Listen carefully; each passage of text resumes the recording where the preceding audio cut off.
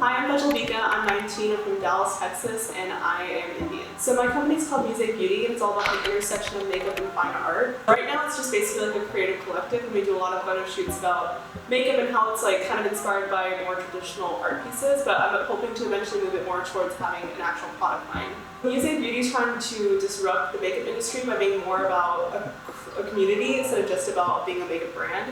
So by having extra offerings, by having publication, like a very interactive community, and people that genuinely care about discussing ideas of how to like incorporate more makeup and creative makeup into your life, we're adding an extra value to the table that other companies don't really have. I've always been really entrepreneurial. Ever since I was a kid, I would have little businesses, I would sell stuff, I was always like a hustler. So I knew like I wanted to work for myself from day one.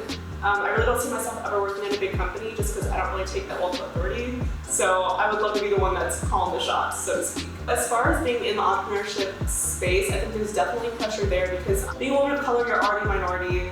And being in the beauty community, that's another minority within that because Austin's so tech-centered, so people just really don't take you seriously. I think that's definitely really frustrating because it's hard to get people to listen to you or like get to work with you, or even like women of color are statistically like the least likely to get any kind of funding whatsoever. So that's a big issue. Specifically in the beauty space, I don't feel as much of a pressure just because I know that what we're doing is somewhat different than what everyone else is doing.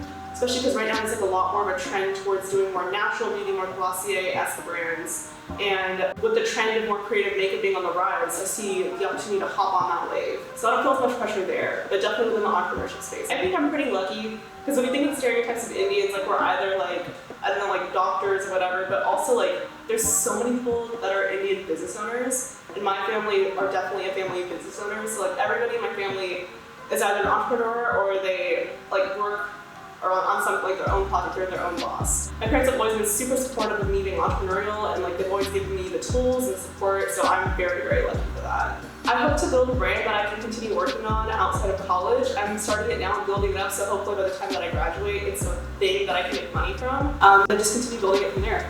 So what we're doing right now to kind of like create buzz is do makeup inspired by like famous art pieces that a lot of people know. So like Starry Night or The Kiss or like other good stuff and paintings, just like stuff that's recognizable and incorporating that into the makeup. But eventually like, we want to work more with local artists because I personally believe that makeup is an art form, and I think that it deserves a lot more clout that it gets, I guess. Like I think that people that do makeup well are extremely creative, and I want to bring that more to the forefront. Yeah, just like kind of incorporating more creative looks, even if it's just like incorporating more color into your everyday.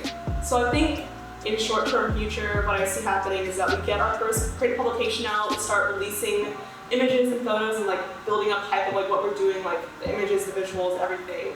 And more people kind of like notice what we're doing and they catch on. We get more of a social media following.